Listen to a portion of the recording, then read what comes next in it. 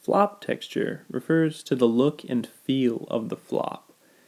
Are all the cards high or maybe low, close together, far apart? Is there more than one card of the same suit, or maybe even all three cards are the same suit?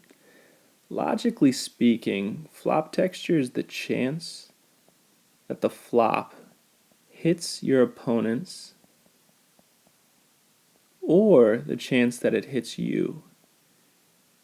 If we're thinking about the flop and how likely it is that it helps our opponent's hands, we have to be prepared for our opponents thinking the same thing about us. Their perception of how strong our hand is once the flop comes out is going to inform what action is best for us to take. So how do you figure out the flop texture? How do you derive the chance that it helped your opponent's hand? You got to piece together a few different variables.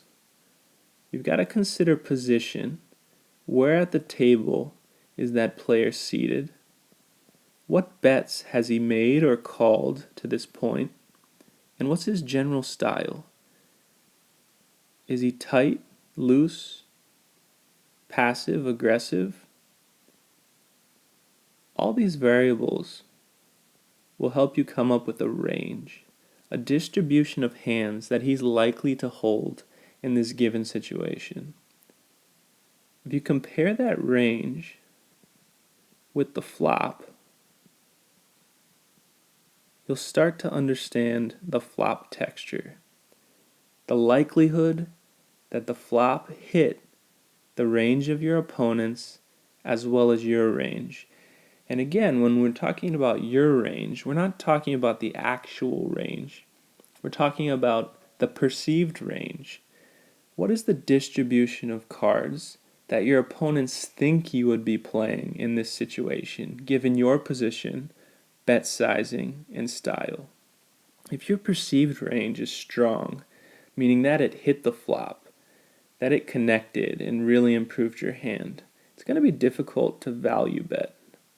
Value bet less. Consider checking or checking back so as to widen your opponent's betting range on the turn and get extra value from him that way. On the other side of the coin, bluffing, of course, becomes easier because your opponent's going to give you credit and likely fold. He thinks your range hit the flop. If your perceived range is weak, meaning it missed the flop, value betting, of course, is important to do. You can value town your opponents. Bet all three streets if you can. They think you're weak. They'll keep calling. Same token, bluffing is much more difficult. They're not going to give you credit. They're going to call you down. Let's take a look at a bunch of example flops here over on the right. They're all ranked actually on a continuum from what we call dry to wet. A dry flop is something that just objectively is unlikely to hit most players' hands in Holdem. King high and ace high flops, for example, and even flops with two face cards. Let's take the king high flop. There's only 3 other kings in the deck, and without one of those kings, it's going to be hard to continue when you're facing a bet on this board.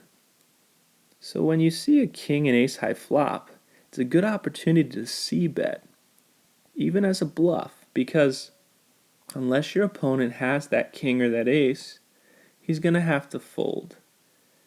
And even on a hand like, or a flop like king jack 4, your opponent's probably going to have a strong jack to continue. So you represent the king by c-betting, and he'll probably have to fold jacks with kickers around 10 or below. So c-bet all these 3. As we continue down the spectrum, we have paired boards, 10-6-6, or just boards with all low cards. These boards are unlikely to have hit anybody, and most players understand that. So you can try and c-bet here, but just know that you're likely to get called. Your perceived range missed this flop as well. So you can't just c-bet the flop, you'll actually have to bet again on the turn. This is called double barreling. because you have to fire one bullet on the flop and a second bullet on the turn. But usually that turn bet is plenty to make your opponent fold, assuming they didn't get lucky and make a set of sixes on the 10-6-6 board. Now we're exiting dry flop territory and looking at wet flops. Here's a really wet flop, monotone, all hearts. This is an anomaly. It's actually a good flop to c-bet, especially against a tight aggressive opponent. A tag here is probably going to fold if he doesn't have a heart, and the chances of not having a heart are actually 50%. If you watch our video on hand equity and pot odds, you'll be able to do the math that as long as our c-bet is less than or equal to the size of the pot,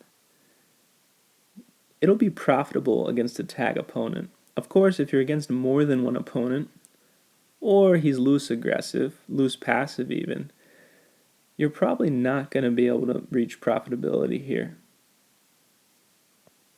The bottom two flops are pretty classic wet flops. Here we have several straight draws as well as a flush draw. And in the bottom, there's no flush draw, but there's straight draws and all three cards are face cards. Both flops hit multiple players' ranges. Starting hands and Holdem so commonly connect with these boards, and because of that, you really should never be c-bet bluffing these boards. Value bet though, and value bet aggressively. Because if you have a made hand, even something like 2-pair on these boards, you need to define your hand early. You need to give the opportunity for a set or a made straight to show you that, so you can get out of the hand. The value bet has the dual effect of not giving free cards to unmade draws as well. Start paying careful attention to flop texture. You'll find that you won't just get more value out of your made hands, but you'll also start to see brilliant opportunities to bluff the flop.